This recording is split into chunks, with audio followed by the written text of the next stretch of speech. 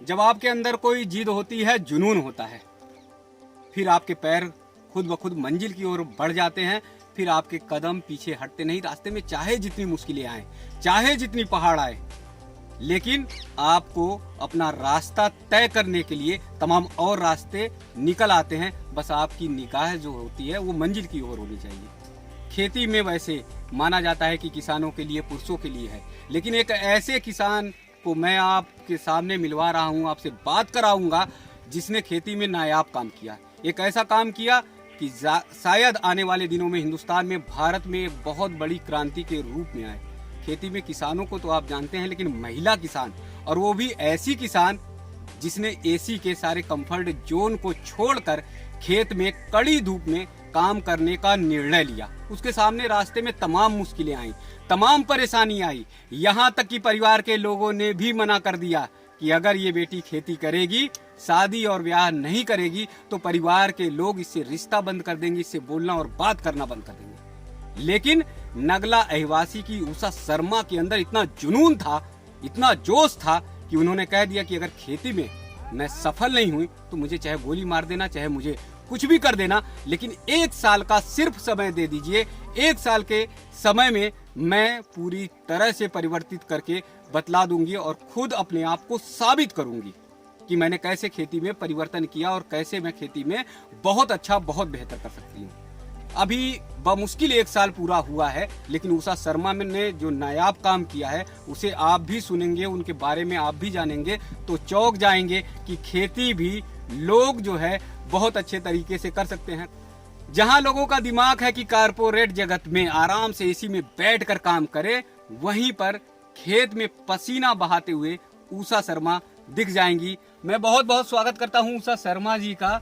उषा जी ने जो इतना बड़ा इनिशिएटिव लिया और इतना बड़ा काम किया कि खेती की तरफ लौट कर आए, तो ये बताइए कि सारी पढ़ाई अच्छी करके और एसी में नौकरी करने के बाद जो है खेत में पसीना बहाने का कैसे निर्णय लिया और खेती की तरफ कैसे आए?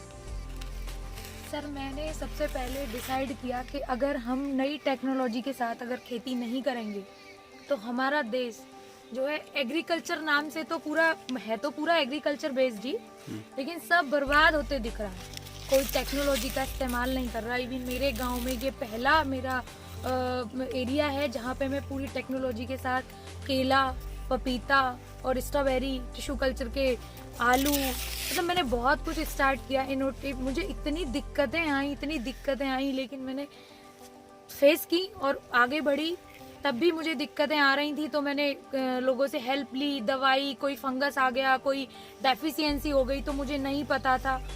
मैं अच्छी नौकरी करती थी, मुझे कोई दिक्कत नहीं थी, लेकिन अपने आप को बदलना पड़ेगा। टेक्नोलॉजी के साथ एग्रीकल्चर में आना ही पड़ेगा। जैसे लोग केला करते हैं, जैसा दिखाई गया, जैसे मैंने पानी की समस्या को ध्यान में रखते हुए जैसे ड्रिप इरिगेशन और मल्टी क्रॉपिंग में जैसे कि स्ट्रॉबेरी के प्लांट्स लगाए हुए हैं, तो इस पे हम अब मल्चिंग लगा देंगे। तो स्ट्रॉबेरी है तो ये भी अपना, मतलब केले 1 ईयर की क्रॉप है, तो ये अपना अर्ली अर्निंग के लिए सफिशिएंट है। मतलब इससे अर्निंग होती रहेगी और हमारा काम भी चलता रहेगा। ये सारी खेती के बारे में आप बता रहे हैं, स्ट्रॉबेरी के बारे में बता रहे हो, केला के बारे में बता रहे हैं, ये सब किसान करते हैं। आपने खेती की शुरुआत कैसे की और क्या क्या परेशानियां आपको झेलनी पड़ी? क्योंकि एक महिला, लड़की वो भी, और जब खेत की तरफ निकलती है तो तमाम तरह के लोग जो है ताने भी देते हैं, उलहना भी देते हैं। और खास बात यह है कि पढ़ाई आपने एमएससी किया और एमएससी करने के बाद अच्छी खासी जॉब छोड़कर जो है खेती की तरफ लौटे, तो इसके बारे में सर, अगर हम लोग अगर ऐसे नहीं सोचेंगे, अगर नई टेक्नोलॉजी के साथ अगर खेती में नहीं उतरेंगे तो एग्रीकल्चर तो एक तरीके से बर्बाद हो जाएगा। मतलब हमें अगर टेक्नोलॉजी के साथ खेती करनी है तो हमें उतरना होगा और सर पूरी नॉलेज के साथ, पूरे ढंग से हमें खेती करनी होगी। शुरुआती दौर में जब आपने खेती का निर्णय लिया, नौकरी छोड़ी और छोड़ने के बाद जो है खेती का निर्णय लिया, तो परिवार के कितने लोग नाराज हुए और कितने लोगों ने मतलब मना कर दिया कि ये मत काम करो? सभी नाराज थे। मैंने बड़ी मुश्किल से मना के पहले एक एरिया को 1 एकड़, फिर थोड़े दिन बाद 2 एकड़, फिर थोड़े दिन बाद 3 एकड़। तो पहले पूरा मिट्टी की जाँच की, लैब लगाई, तब थोड़ा घर वालों को लगा कि समझ नहीं पा रही, मतलब ये पागल हो गई है, ऐसे कुछ नहीं होता ये वो। फिर जुताई की, बेड बनाए, प्लांट की बुकिंग की, डिपार्टमेंट रजिस्ट्रेशन कराया, फिर प्लांट लेके आए, फिर उसमें ड्रिप इरिगेशन लगाया, फिर हमने प्लान किया कि अब ये तो 1 ईयर बाद आएगा, तब तक तो अर्निंग बंद है हमारी। तो फिर हमने सोचा कि इसी में हम मल्टी क्रॉपिंग करते हैं। फिर हमने मल्टी क्रॉपिंग की, पपीता लगाया, मतलब पूरा फिर टेक्नोलॉजी के साथ प्लान किया। सर दिक्कतें साल भर में कितना कुछ परिवर्तन हुआ और अब कैसा लग रहा है, संभावनाएं कैसी लग रही हैं? सर अब तो काफ़ी पॉजिटिविटी नज़र आ रही है जी। जब लगाया था तब तो एक बार को तो मैं भी मतलब नर्वस हो गई थी कि कुछ नहीं हो सकता जी। मुझे भी दिक्कतें आई, ऐसा नहीं है, केले में भी दिक्कतें आई, थोड़ी पपीते में भी आई, स्ट्रॉबेरी में आई, लेकिन मैंने हर टेक्नोलॉजी से पढ़ के, गूगल से देख, यहाँ से देख, वहाँ से देख, किसी अधिकारी से बात कर, उससे कर, मतलब सब एनालिसिस करके पूरा तन मन धन से इसमें ही जुटी रही। तो अब क्या क्या है आपके खेत में, फसल क्या क्या है? अभी केला है सर मेरे पास, पपीता है, और मल्टी क्रॉपिंग में सर मेरे 25,000 प्लांट लगे हैं स्ट्रॉबेरी के।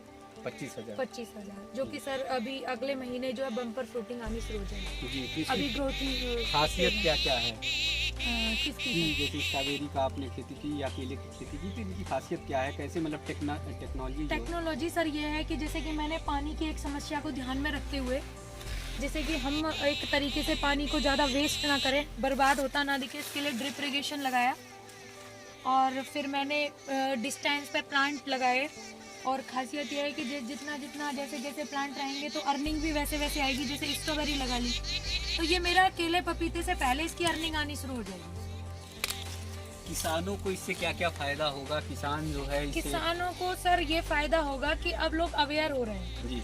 लोग मुझसे पूछ रहे हैं, चाहे किसी भी मिजाज में, उनका पूछने का मिजाज कोई भी हो, लेकिन मेरा ढंग वही रहता है बताने का कि मैं अपनी तरफ से सबको सही गाइड कर पाऊँ।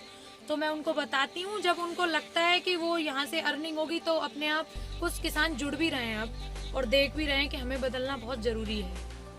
तो और आगे क्या क्या चीज़ें आप करने वाले हैं खेती में जो है? मैं सर अभी एक स्वीट कॉर्न, कैप्सिकम, और अभी एक बेल वाला टमाटर, और काफ़ी चीज़ें मतलब वेजिटेबल से, जैसे कि ऑर्गेनिक लौकी, तोरई, एक पूरा नेट वेट लगा के पूरा एक अच्छे से सिस्टम बना रहे हैं। जी। एक मशरूम की खेती के बारे में बता रहे थे कि मशरूम की खेती कितनी हाँ। फायदेमंद है किसानों के लिए और सेहत के लिए, दोनों के लिए। सर एक तो मशरूम इतना इम्यूनिटी बूस्टर है, और मशरूम पूरी साइंटिफिक टेक्नोलॉजी की खेती है जिसमें कि मैंने बहुत दिन काम किया है, और तभी मैंने जाना कि एग्रीकल्चर में जो है बहुत पैसा है।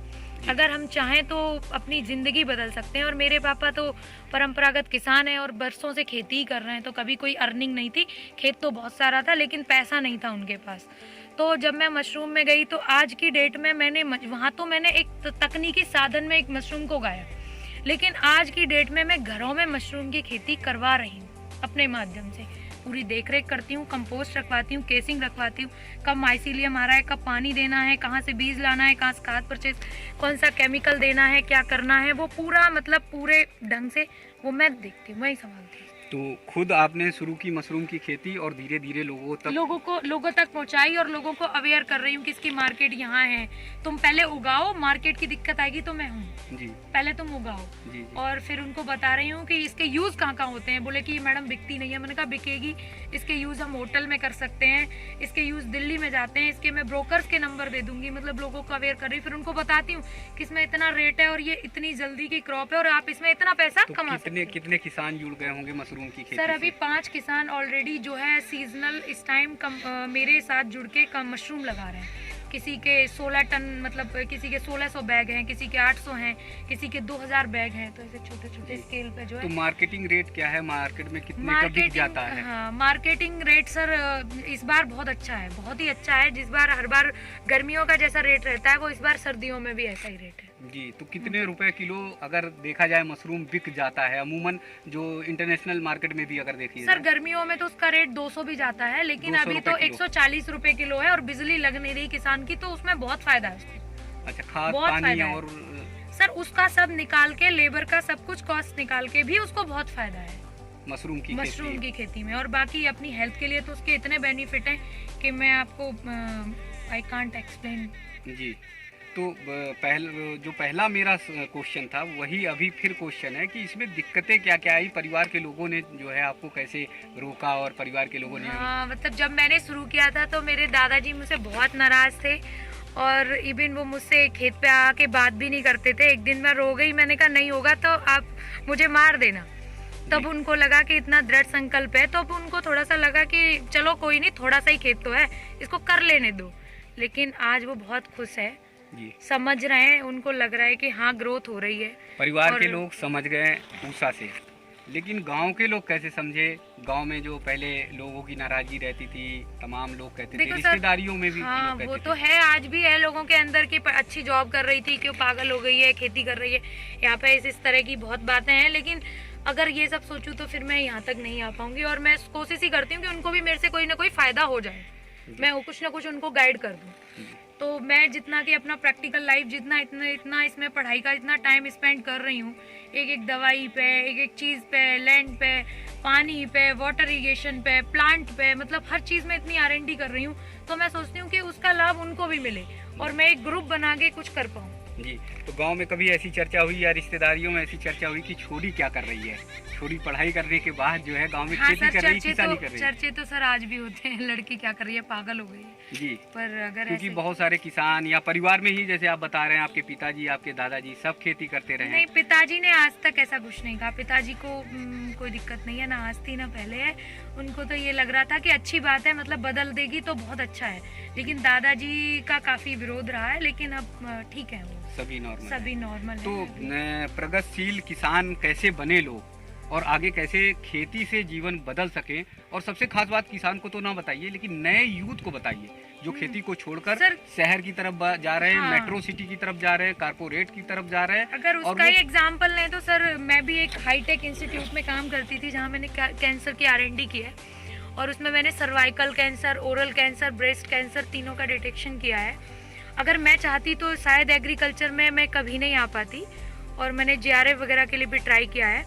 लेकिन अगर हम नहीं आएंगे, अगर हम जैसे लोग अगर एग्रीकल्चर में नहीं आएंगे, तो अपने एक तरीके से उत्तर प्रदेश का एग्रीकल्चर तो बिल्कुल बेकार हो जाएगा, पूरा मतलब खेती डिस्ट्रॉय हो जाएगी। और यहाँ पे तो किसान इतना अंधाधुंध फर्टिलाइजर, केमिकल, बिना नॉलेज के ही सब कुछ किए ही जा रहे हैं, उनको कुछ नहीं पता। तो कुछ जैसे हम जैसे लोग आएंगे, कुछ सोचेंगे, कुछ R&D करेंगे, थोड़ी सी मुश्किलें आएंगी, लेकिन हमको आना पड़ेगा। और खास करके लड़कियों के लिए तो मुझे लगता है कि बहुत ही सही है, इसको कहीं नहीं जाना, उनको घर में ही रहना है। और सभी के पास थोड़ी बहुत जमीन तो सभी के पास है, किसी के पास ज़्यादा है, किसी के पास कम है, तो कुछ तो स्टार्ट कर ही सकते हैं थोड़ा। तो क्या दावे के साथ आप ये कह सकते हैं कि जो मल्टीनेशनल कंपनियों में हैं या बड़े बड़े ख्वाब देखते हैं, वो बड़े बड़े शहरों में, मेट्रो सिटी में जाते हैं, नौकरी के लिए तलाश होते हैं, कई बार हताश भी हो जाते हैं, नौकरियां सभी के लिए नहीं है, है। आप भी जानते हैं, यूथ है। तो क्या वो खेती की तरफ मुड़ सकते हैं, खेती कर सकते हैं और आय का साधन कर सकते हैं, या परिवार को चला सकते हैं, या आगे बहुत अच्छा जीवन अपना गुजार सकते हैं, व्यतीत कर सकते हैं? नहीं सर, मैं ये नहीं कहूँगी कि केवल आप फाइनेंशियल अगर तरीके से देखो तो ही आप खेती करें। खेती में आप अपना फ्यूचर डेवलप कर सकते हैं, नेचर से जुड़ सकते हैं। खेती में बहुत सारी चीज़ें हैं, आपको इनकम वाइज तो है ही अच्छा, रिलैक्सफुल है, आप नेचर से जुड़े हुए हैं। और सबसे पहली बात सर, आपका इंटरेस्ट क्या कह रहा है?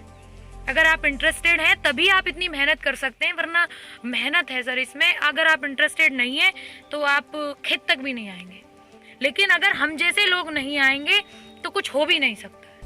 परिवर्तन, बदलाव के कारण बहुत जरूरी है, जो है नए लोगों को आना होगा, नए लोगों को आना होगा, वो यूथ को किसानी आना की- होगा। किसान की ओर। और जो टेक्निक के साथ आप काम कर रहे हैं, बाहर किसी लैब का सेटअप कर रहे हैं या किसी भी चीज़ का कर रहे हैं, आप टिश्यू कल्चर के पौधे, तो आपको यहाँ आओगे, जुड़ोगे, करोगे, तो लोग अवेयर होंगे, देखेंगे, समझेंगे चीज़ों को, तो वो कुछ करने की इच्छा जुटाएंगे। एक सबसे बड़ी जो दिक्कत आती है, वो किसान के सामने दिक्कत आती है कि मंडी में गया, अनाज बेच आया।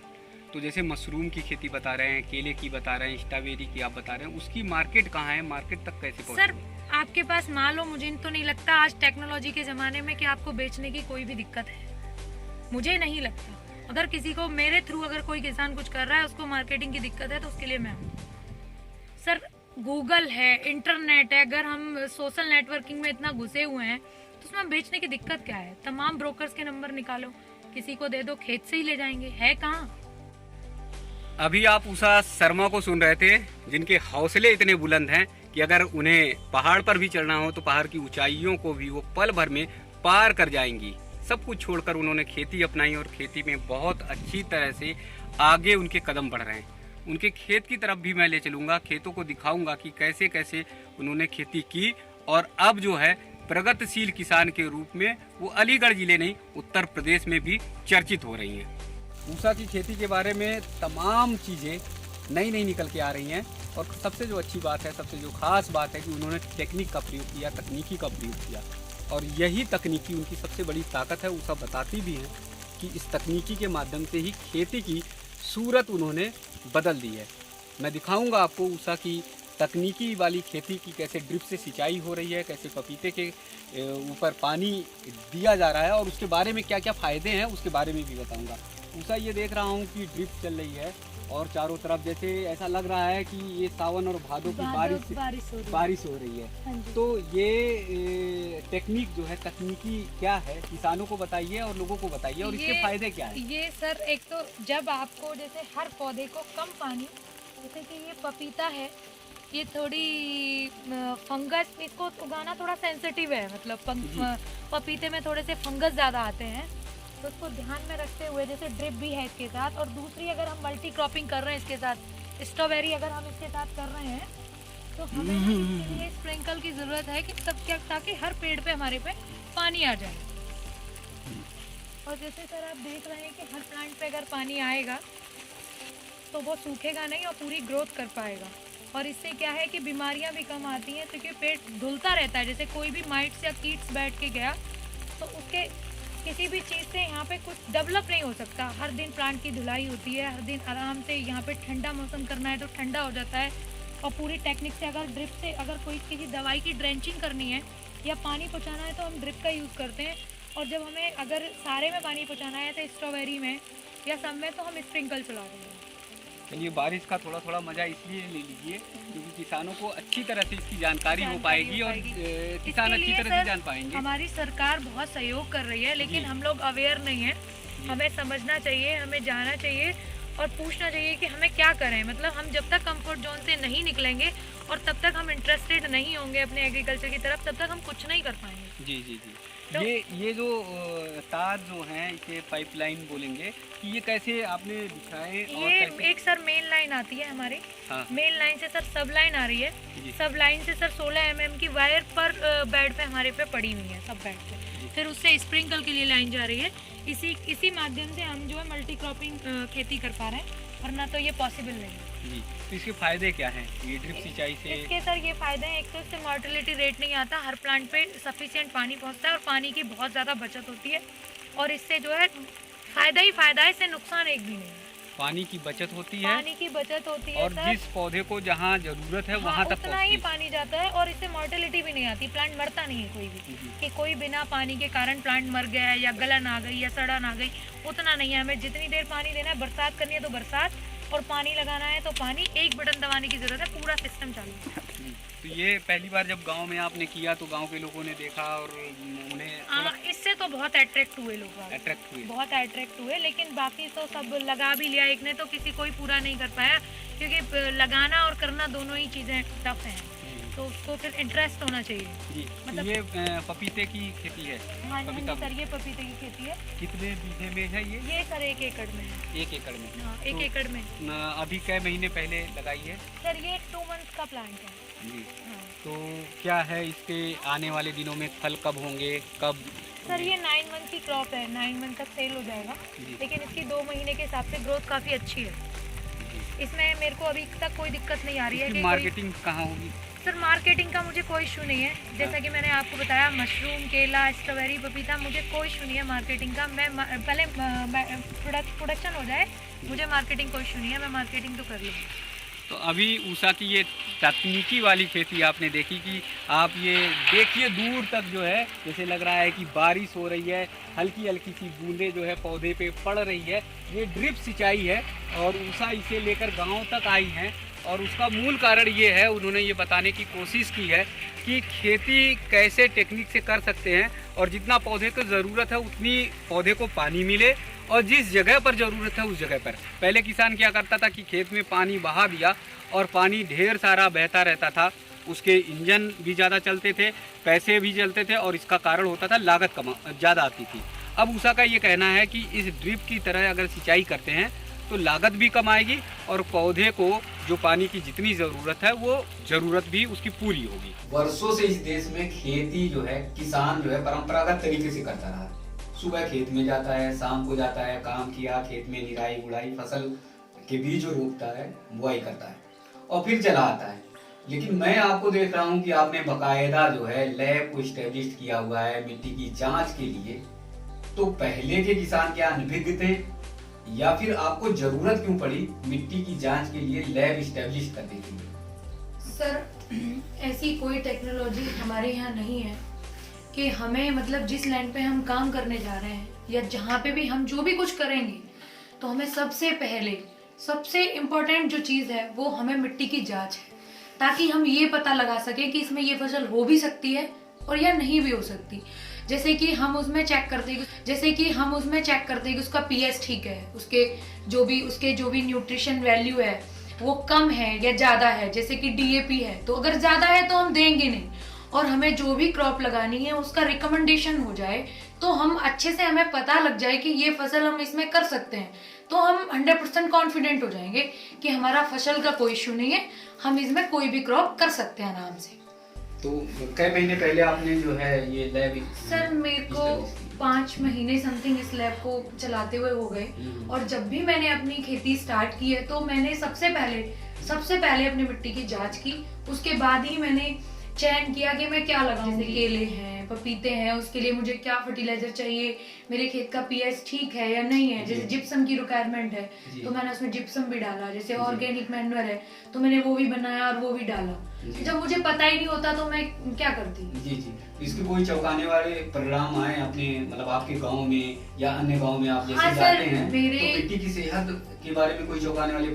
सर मिट्टी की सेहत चौंकाने वाले ही परिणाम है कि अपने लैंड में कुछ है ही नहीं। एक डीएपी को छोड़ के अपने रीजन की जो भी मैं चेक कर रही हूँ तो उसमें डीएपी के अलावा कुछ आता ही नहीं है। बोरोन नहीं है, जिंक नहीं है, कैल्शियम नहीं है और कोई भी जिंक नहीं है। मतलब ऑर्गेनिक मैन्योर तो दूर दूर तक नहीं है, और कार्बन परसेंटेज तो है ही नहीं। तो जब कार्बन परसेंटेज नहीं होगा, ईसी नहीं ठीक से बोलेगा, जब पीएच ही ठीक नहीं होगा तो हम उसमें कर क्या लेंगे? जी, तो ऐसे तो आने वाले दिनों में जो मिट्टी की सेहत एकदम खराब हो जाएगी तो किसान जो फसल करेगा तो फसल तो होगी नहीं होगी सर। वो तो उसको समझना होगा कि हमें कुछ ना कुछ मतलब हम जितना भी जोर डाल रहे हैं वो फर्टिलाइजर पे दे रहे हैं, प्रोडक्शन पे दे रहे हैं, हम अपनी लैंड की तरफ तो एक बार सोच ही नहीं रहे कि जमीन हमारी खराब होने जाए।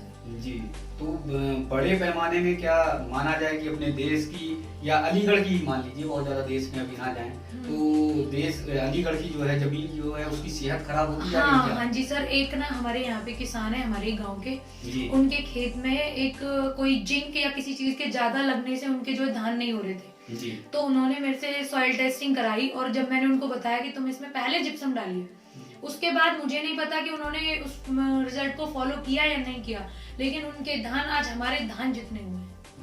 तो जो उनकी कमी थी वो तो पूरी हो ही गई। अब उसमें वो क्या दे रहे हैं क्या नहीं दे रहे हैं वो अलग मैटर है, लेकिन जो था वो हो गया। एल्कलाइन जो खराब हो रही थी वो एक बार के लिए उनकी रुक गई।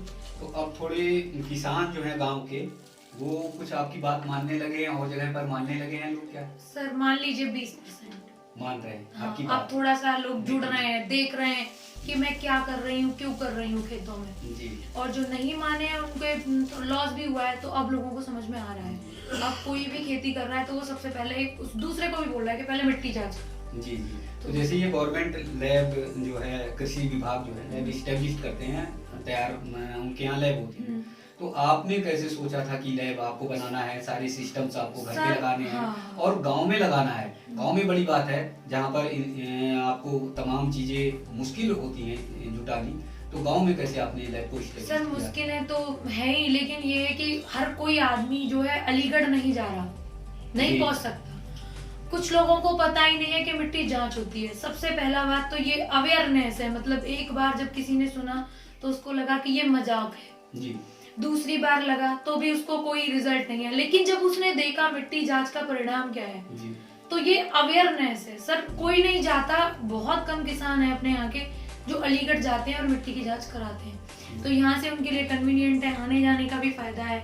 और मिट्टी जांच के जो भी परिणाम है, जो हेल्थ कार्ड है, मैं उनको दिखा भी देती हूँ, समझा भी देती हूँ, नई नई क्रॉप के बारे में बता भी देती हूँ, और प्रैक्टिकल में अपने खेत में ले जाके उनको बता देती हूँ। थे। जी, तो धीरे धीरे किसान जो है आपकी मुहिम से हाँ, जुड़ रहा है सर। बाकी किसान अवेयर हो रहे हैं, काफी और लोग नई नई चीजें करने के लिए भी तैयार हैं। और मिट्टी टेस्टिंग का भी मुझसे बोलते हैं कि मैडम सबसे पहले बताओ हमें क्या करना है, मैंने मिट्टी जांच कराओ, उसके बाद आप पानी के लिए ड्रिप इरिगेशन या जो जो नई नई टेक्निक से जो कर सकते हो करो। जी, मिट्टी की सेहत कितनी तेजी से गिर रही है ये उषा ने अभी बताया। एक गांव में रहकर कैसे खेती कर रही हैं और खेती के बाद जो है मिट्टी की जांच करके खेती को बहुत उन्नतशील यानी प्रगतिशील खेती करने का काम कर रही हैं। गांव में बता रही हैं कि मिट्टी की सेहत ऐसी है कि आने वाले दिनों में ये खेत जो है वो फसल देना बंद कर देंगे। अभी उषा की लैब को मैंने दिखाया और उसके बाद जो है उनसे बातचीत की और बातचीत में ये बताया उन्होंने कि अगर मिट्टी की जांच करा के हम खेती करेंगे तो आने वाले दिनों में आपकी फसल ठीक रहेगी, खेती ठीक रहेगी और आने वाले दिनों में खेती हम लंबे समय तक कर लेंगे। नहीं तो फिर खेती में जितना रासायनिक खाद डालते चले जा रहे हैं खेती एकदम मर जाएगी और उसकी जो शक्ति है, ताकत है, वो खत्म हो जाएगी। उषा शर्मा के हौसले को अभी आपने देखा कि किस हौसले के साथ वो खेती कर रही हैं। उषा शर्मा जी के पिताजी से मैं बात कराऊंगा, देवीराम जी से। देवीराम जी हमारे साथ हैं। देवीराम जी, आपका बहुत बहुत स्वागत है।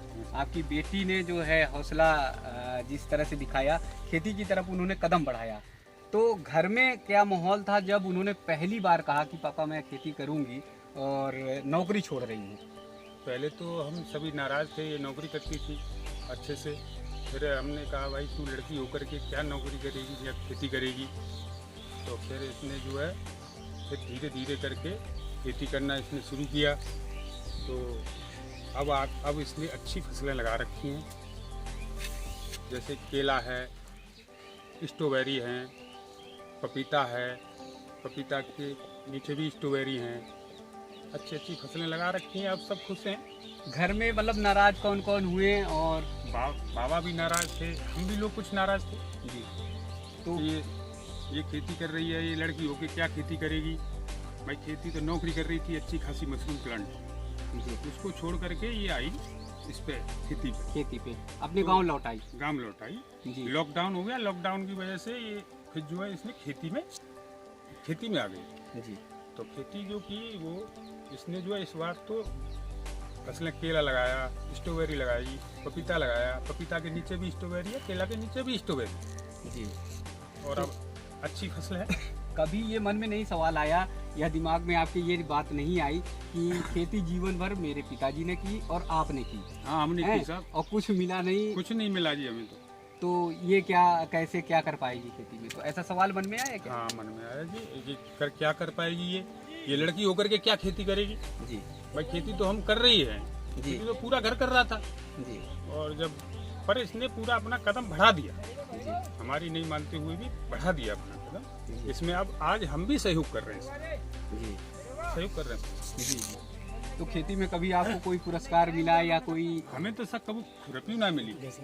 इसको जिले पे महिला उसमें प्रथम पुरस्कार मिला, महिला किसान में। हाँ जी। प्रथम पुरस्कार मिला। आपको खुरपी तक नहीं मिली? नहीं मिली सर, कभी तो नहीं। अब अच्छा लगता है जब हाँ, बेटी का अच्छा नाम लगता है होता जी, है बहुत अच्छा लगता और 4 लोग बोलते हैं तो अच्छा लगता है। बहुत अच्छा लगता है, बहुत अच्छा लगता है। गांव के लोग, रिश्तेदार सब खुश हैं? सब खुश हैं अब सब। देवीराम जी ने बताया कि उन्हें खेती करते समय पूरा जीवन बीत गया लेकिन एक खुरपी तक पुरस्कार में नहीं मिली, लेकिन जब बेटी उषा को सम्मानित किया गया तो उनका दिल बाग बाग हो गया, उनका दिल गदगद हो गया और उन्हें लगा कि हाँ बेटी सही रास्ते पर जा रही है। और इसीलिए अब वो बेटी को पूरी तरह से मदद देते हैं, सहारा देते हैं और जहाँ पर भी बेटी जाती है, चाहे वो दिल्ली जाए, चाहे वो अन्य जगहों पर जाए, जहाँ रिसर्च सेंटरों पे जाए, देवीराम जी बेटी के साथ जाते हैं और गर्व से कहते हैं कि उषा मेरी बेटी नहीं, मेरा बेटा है।